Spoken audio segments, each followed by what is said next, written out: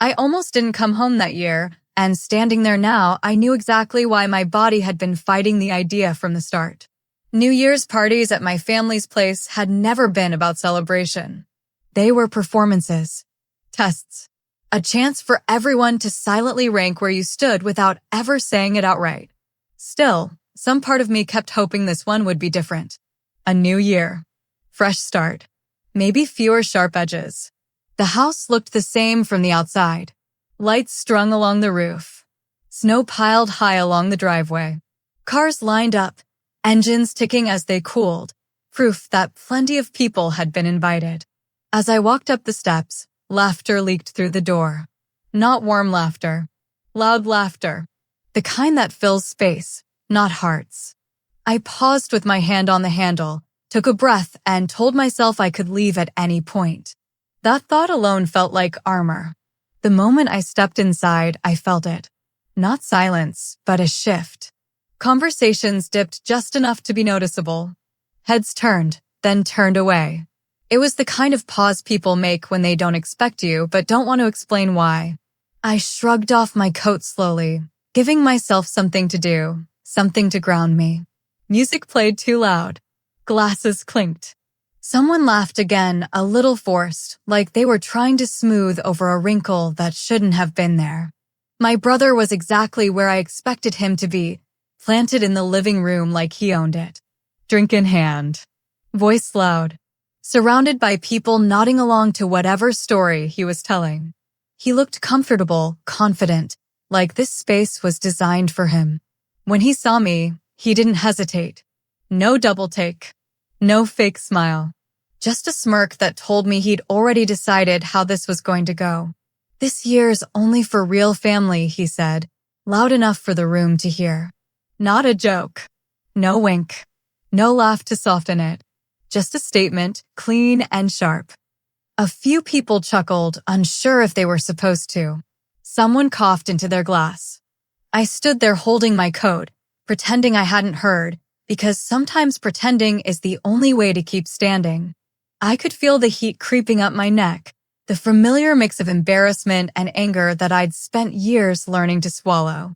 Before I could respond, before I could even decide whether I wanted to, my mom stood up from the table. She didn't look at me at first. She picked up the plate set in front of the chair I'd been heading toward. The one with my name card, still neatly placed on it, like proof that at some point, someone had planned for me to be there. She lifted it without a word and walked past me. Straight to the Labrador. She bent down and dumped the food into the dog's bowl. Neat sides, everything sliding together with a soft, ugly sound. Then she turned, met my eyes, and said, flat and final, no one's welcoming you. No anger, no emotion. Just a fact, delivered like a verdict. The room went dead quiet. Even the music felt too loud suddenly. I could feel every pair of eyes on me, watching to see what I'd do. Waiting for the reaction they'd all come to expect over the years. The apology. The explanation. The attempt to smooth things over. I didn't give them any of that. I didn't yell. I didn't cry. I didn't ask why, even though 1,000 questions crowded my head. I didn't look at my brother. I didn't look at my father, who sat back in his chair, expression unreadable, like this had nothing to do with him. I quietly stood up. That was it. No dramatic speech. No slammed doors. Just a calm movement that surprised even me. The chair barely made a sound as I pushed it back. My hands didn't shake. My heart was pounding, but my body felt steady, like something had clicked into place. As I straightened, I realized how tired I was. Not just of this night, but of all the nights before it. All the times I'd tried to earn space in a room that was always ready to shrink around me. All the times I'd shown up hoping things would be different, only to be reminded exactly where I stood. My brother scoffed softly, like he'd won something. My mom had already turned back toward the table, conversation ready to resume, confident that I'd either explode or disappear quietly enough to be ignored. A few relatives shifted uncomfortably, suddenly very interested in their drinks. I picked up my coat. No one stopped me. As I walked toward the door, I felt something unexpected. Not sadness. Not relief. Clarity. The kind that settles deep in your chest and tells you the truth without raising its voice. This wasn't about a plate of food, or a comment, or even this one night. This was about years of being tolerated instead of welcomed. About being invited out of obligation, not love. I reached the door and paused for just a second, my hand resting on the handle. Not because I was hesitating, but because I knew this moment mattered. Leaving like this wasn't running away. It was choosing myself in a room that had made it clear I didn't belong. When I stepped outside, the cold air hit my face hard, sharp and clean. Snow crunched under my shoes. The noise from inside dulled instantly, like the house had sealed itself back up without me. I stood there for a moment, breathing, letting the cold ground me. My phone buzzed in my pocket, but I didn't check it. Not yet. As I walked down the steps, I realized something else. I wasn't embarrassed anymore. That feeling had burned out, replaced by something quieter but stronger. Resolve. Whatever was going to happen next, I wasn't going to beg for space at a table that had just fed my dinner to a dog. That night didn't feel dramatic from the outside. No one chased after me. No voices called my name.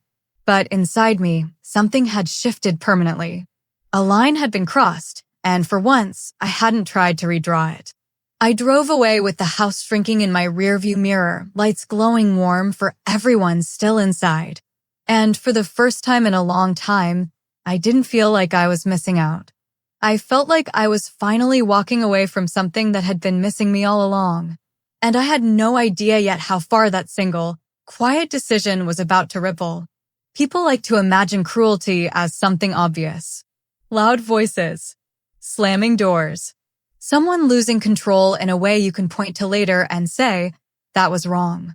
But the kind of cruelty that stays with you doesn't announce itself.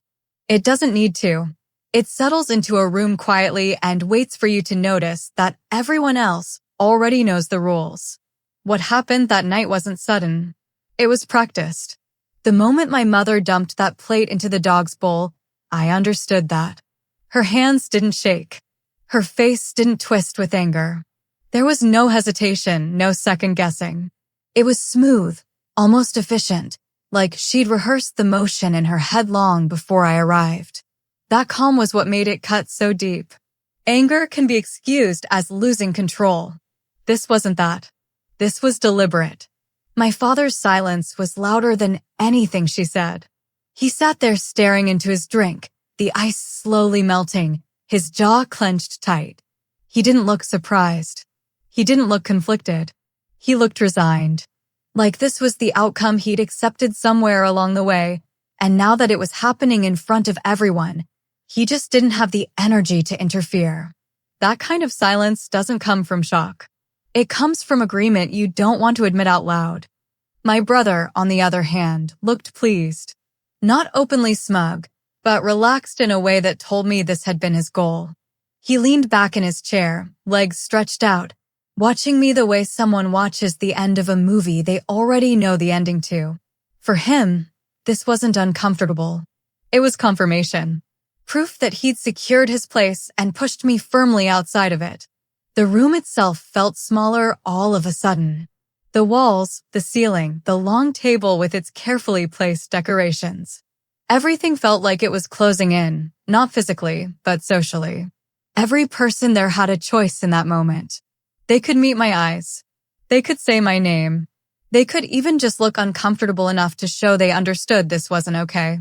None of them did. Aunts I used to sit next to at holidays suddenly became fascinated with their napkins. Cousins who'd laughed with me as kids found reasons to check their phones. People shifted in their seats, cleared their throats, sipped drinks they didn't need. It was like watching a room full of adults collectively decide that the easiest thing to do was pretend this wasn't happening. That's when it really landed. The plate wasn't the worst part. The worst part was realizing how alone I was in a room full of people who knew me. The dog, oblivious to all of it, wagged its tail happily, excited by the unexpected food. That small, absurd detail burned itself into my memory. An animal responding with pure instinct, while humans sat there calculating comfort and convenience. The contrast was almost laughable if it hadn't been so humiliating. I stood there for a moment longer than I probably needed to. Not because I was frozen, but because I was taking inventory. I was looking at faces, at body language, at who I was surrounded by. I wanted to be sure. I wanted to be absolutely certain that what I was feeling wasn't an exaggeration or a misunderstanding. It wasn't. This wasn't about one comment from my brother or one cruel gesture from my mother. This was about power. About reminding me that I was tolerated only on their terms, and that those terms could be revoked publicly, without warning, whenever it suited them. This was about making sure I understood my place. And strangely enough, that understanding brought clarity instead of pain. Something shifted in my chest. The tightness eased, replaced by something colder and steadier. I wasn't heartbroken in that moment. I was awake. For the first time in a long time, I wasn't scrambling to figure out how to fix things or smooth them over or make myself smaller so everyone else could stay comfortable. I reached for my coat. No one stopped me. No one asked where I was going. That silence followed me as closely as a shadow. Chairs didn't scrape. Conversations didn't restart. It was as if the room was holding its breath, not out of concern, but out of curiosity. They wanted to see what I'd do next. I slipped my coat on slowly. Not because I was trying to make a statement, but because I didn't feel rushed. For years, I'd been the one rushing. Rushing to explain. Rushing to apologize. Rushing to prove I deserved to be there. That urgency was gone. When I opened the door, cold air rushed in, sharp and clean. It hit my face like a reset button. Outside, the night was quiet. Snow reflected the streetlights, making everything look softer than it felt. I took a deep breath, and for the first time that evening, my lungs felt like they were actually filling. Behind me, the door closed. I stood there for a second, my breath fogging in front of me, heart beating hard. Not with sadness, with something closer to resolve. My hands were steady. My thoughts were clear. The humiliation they'd intended didn't stick the way they probably expected. Instead, it hardened into something useful. As I walked down the driveway, away from the noise and the warmth and the people who had just made it clear I wasn't welcome, one thought kept repeating in my head. They think they've cut me off. They have no idea what I'm about to cut. Because when you finally see cruelty for what it is, stripped of excuses and history and hope, you stop negotiating with it. You stop trying to earn your way back into rooms that were never meant to be safe for you in the first place. And that night, in the cold, with snow crunching under my shoes, I understood something they didn't. Walking away wasn't losing. It was the first move. I didn't drive home right away. I sat there in the car with the engine off, the dashboard lights glowing softly, hands resting on the steering wheel like I needed something solid to keep me grounded. Snow drifted down in slow, lazy flakes, collecting on the windshield. Inside the house behind me, music was still playing. Laughter still happening. Life still moving on without me. That stung more than I expected. At first, my mind replayed the moment on a loop. My brother's voice. Casual. Confident. This year's only for real family. My mother lifting that plate like it was nothing. The sound of food sliding into the dog's bowl. Her voice when she said, "No one's welcoming you." Flat. Final. Like she was stating a rule, not delivering cruelty. But then the memories started stretching further back. Every holiday where I sat at the edge of conversations. Every family photo where I was placed just slightly out of frame. Every time I was praised for being low maintenance, which really meant I didn't complain. Every time my needs were labeled drama, while everyone else's demands were called priorities. I wasn't shocked by what happened. I was shocked by how clear it suddenly was. I hadn't been slowly pushed out. I'd been kept around for convenience. I leaned my head back against the seat and laughed once. Not because it was funny, because it was obvious now. Painfully obvious. The kind of obvious that makes you feel foolish for not seeing it sooner. For years, I thought being quiet was strength. That if I stayed calm, stayed useful, stayed agreeable, things would eventually even out. That respect would follow effort. That love would come with patience. But sitting there in that car, something clicked. I wasn't powerless. I was quiet. And those two things are not the same. Power doesn't always announce itself.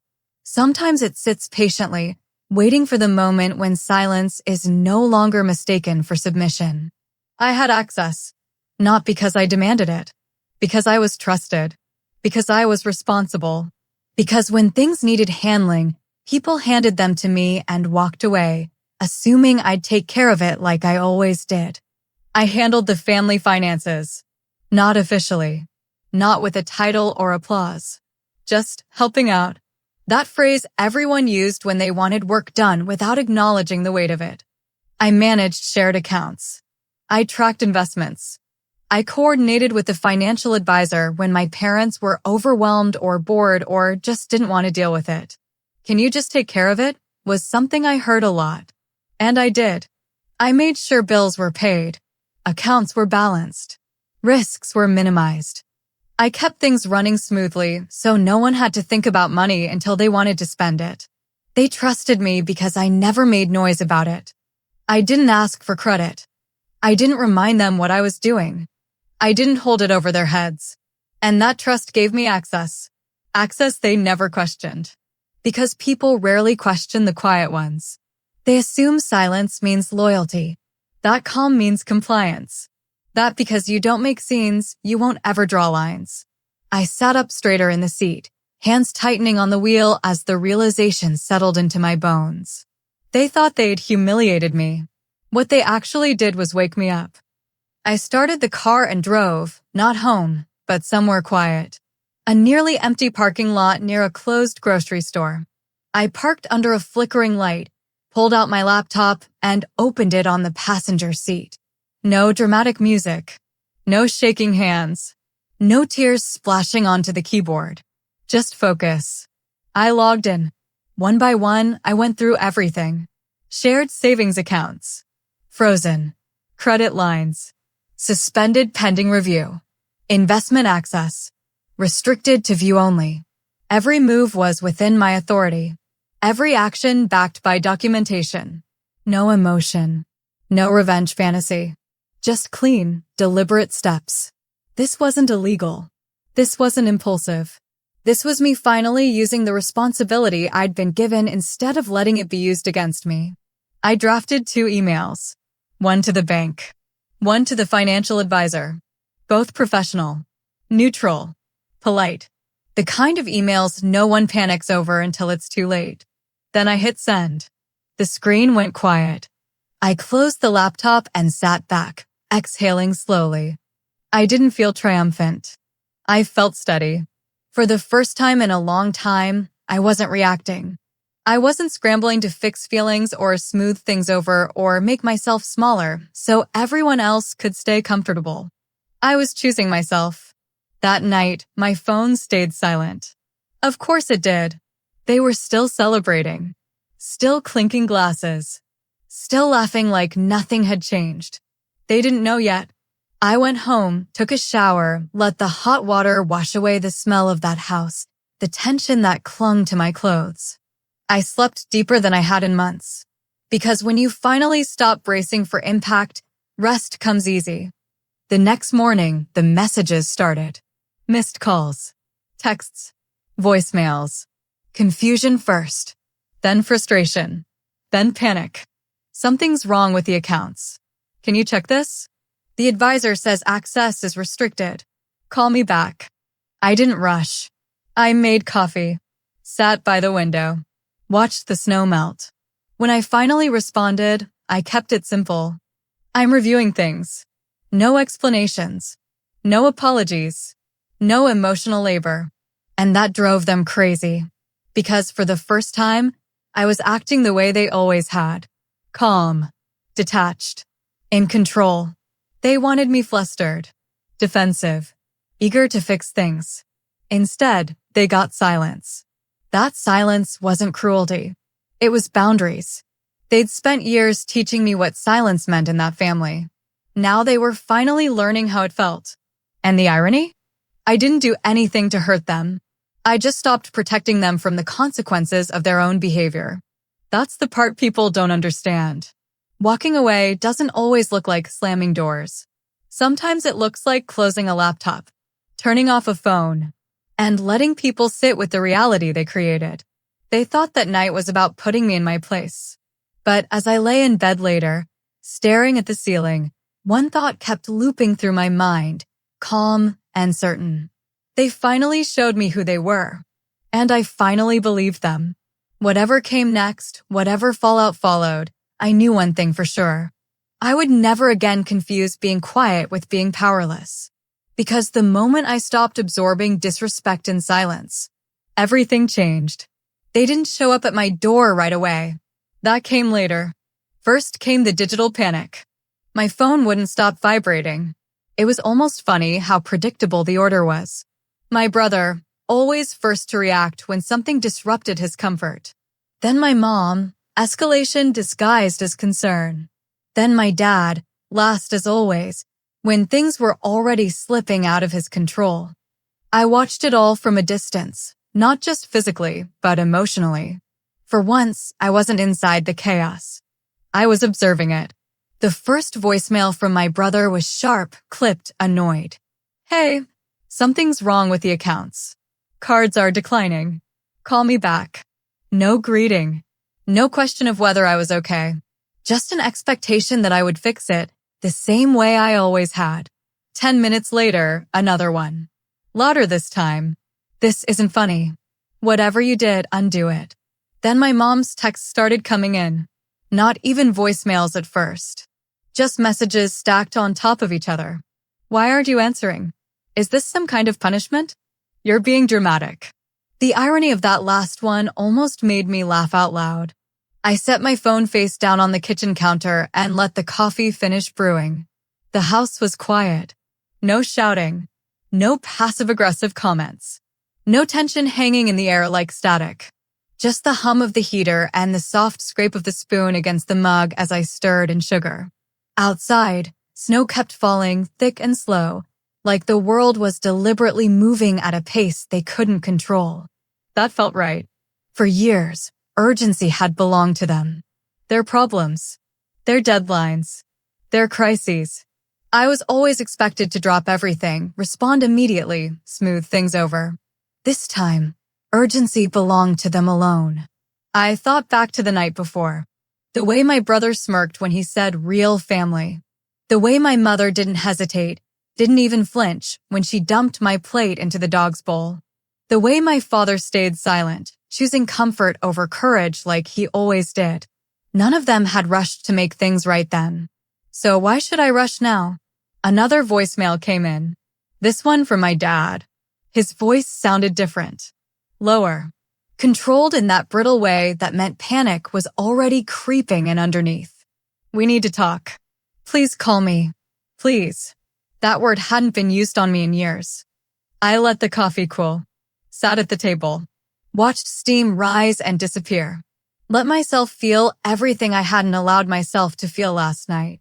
The humiliation. The clarity.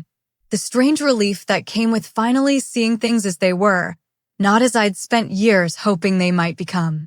When I finally picked up my phone, I didn't call my brother back. I didn't call my mom. I called my dad. He answered on the first ring. What did you do? He asked, skipping any attempt at pleasantries. I didn't raise my voice. I didn't argue. I didn't accuse. I just stated facts. I froze the shared accounts. Anything that required my authorization. There was a pause. Papers shuffling in the background. Maybe he was sitting at the same table from the night before. The one where he couldn't look at me. You can't just do that, he said. I can, I replied. And I did. Another pause. Longer this time. Your mother is very upset. I almost smiled at that. Not because she was upset, but because for once, it wasn't my responsibility to fix her feelings. She made it clear I wasn't welcome. I'm respecting that boundary. That's when my brother grabbed the phone. I could hear the movement, the impatience, even before his voice came through. You're being petty, he snapped. This affects everyone. Yes, I said calmly. That's usually how control works. He exploded after that. Accusations, insults, claims that I was overreacting, that it was just a joke, that I was ruining the family over something small. The same script, recycled, predictable. I let him finish. Then I said, "You didn't think it was small last night. You wanted me to feel it. Now you do." Silence. Not the awkward kind from the dinner table. This was heavier. This was realization. My mom's voice broken, shrill, and emotional. "We didn't mean it like that. You know how things get. You should have stayed. You embarrassed us by leaving." There it was. Not concern. Not regret. Embarrassment. "I didn't embarrass you," I said. "You did that yourselves." The line filled with overlapping voices. Everyone talking at once. Everyone suddenly desperate to be heard. To negotiate. To minimize. To rewrite what had happened less than 12 hours ago. I ended the call. Not dramatically. Just calmly. One press of a button. Then I blocked notifications and went about my day. That was the part they never anticipated. They thought I would threaten, bargain, demand an apology. They thought I would use the accounts as leverage to get back into the room, back into my place at the table. But I didn't want the table anymore. I wanted distance. By noon, the messages shifted tone. Anger gave way to bargaining. Promises were made. Invitations extended. "Come over and we'll talk." We didn't mean for it to go that far. Let's just reset. Reset meant returning to the same pattern with a fresh coat of paint. I wasn't interested. Because what they still didn't understand was this. Freezing the accounts wasn't the power move. Walking away was. For the first time, they were sitting with the consequences of their choices without me cushioning the fall. They were experiencing what it felt like to be excluded from something they relied on. They were learning what silence actually sounds like when the person who holds things together stops speaking. And deep down, whether they admitted it or not, they knew the truth. They didn't miss me. They missed what I did for them. That realization was uncomfortable. For them. For me, it was freeing. I didn't need to scream to be heard anymore. I didn't need to beg to belong. I had already stepped out into the cold night and closed the door behind me. And this time, I wasn't looking back. I didn't go back. Not that night. Not the next morning. Not even when the messages shifted from angry to apologetic to strangely polite. That was the part that surprised them the most. They were used to me coming back. Used to me smoothing things over. Used to me absorbing the discomfort so the family could return to pretending everything was fine. I was the reset button. The emotional shock absorber. The one who made it easier for everyone else to stay exactly the same. This time, I stayed gone. The silence wasn't dramatic. There was no final confrontation. No big family meeting where everyone suddenly learned a lesson and hugged it out. Real change rarely looks like that. Instead, there was distance. Space. Time where they had to sit with what they'd done without me there to soften it. At first, they treated it like a tantrum. "This will blow over," my brother apparently said, according to a cousin who tried to play mediator. They always come around. That word. Always. It told me everything. Days passed. Then weeks. Bills that used to be handled without thought suddenly required conversations. Financial decisions that were once delegated quietly now needed explanations. My absence wasn't loud, but it was felt everywhere. My parents realized how much I'd been carrying when it was no longer being carried. Not just money. Emotional labor. Organization. Stability.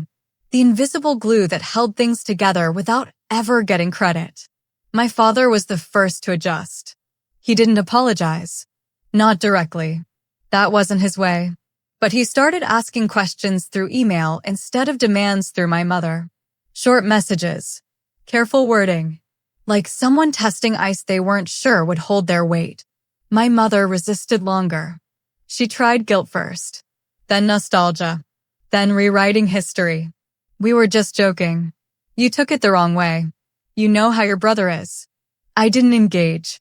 Not because I was angry, but because I finally understood something important. Explaining myself had never protected me before. So I stopped. Boundaries started forming naturally after that. Not announced. Not negotiated. Just enforced through action. Shared accounts were formally separated. Responsibilities were documented instead of assumed. Anything I agreed to help with had clear terms. Anything that crossed a line simply didn't happen. And something unexpected occurred. They adapted. Not all at once. Not gracefully. But they did. My brother, stripped of the audience that rewarded his arrogance, grew quieter. When we spoke, it was cautious. Measured. The bravado that once filled every room with him seemed to deflate when it wasn't being fed. My mother stopped using humiliation as a tool. At least with me. Not because she suddenly understood empathy, but because it no longer worked. Power plays only work when the other person stays on the board. And my father? He started speaking carefully. Listening. Asking instead of assuming. It wasn't warmth. But it was respect. And that was new. The strangest part was how calm I felt through all of it. I didn't feel victorious. I didn't feel smug. I felt grounded. For the first time, I wasn't bracing myself before family interactions. I wasn't rehearsing responses or preparing to swallow discomfort to keep the peace. I wasn't shrinking myself to fit into spaces that had never made room for me. I had stepped out of the role they wrote for me. And once you do that, you can't unknow it. That New Year's party was meant to put me in my place. To remind me where I stood. Or rather, where they thought I belonged. Instead, it exposed something they didn't expect. I already knew my place. It just wasn't at their table. It was in my own life. My own stability. My own sense of worth that didn't fluctuate based on who was clapping and who was withholding approval. Walking out that night didn't make me stronger overnight. But it made one thing very clear. I was done asking permission to exist. Sometimes the most powerful thing you can do isn't confrontation. It's absence. Because when you leave without begging, without pleading, without trying to be understood by people committed to misunderstanding you, the impact echoes longer than any argument ever could. They felt it. And they still do. All right, before you go, let me ask you something. Have you ever been treated like you don't belong by the very people who call you family? If this story hit close to home, don't just scroll away. Hit like so YouTube knows this kind of story matters. Subscribe if you want more real, no-filter stories like this. And drop a comment telling me where you're watching from. I actually read them. Sometimes walking away is the loudest thing you can do. See you in the next one.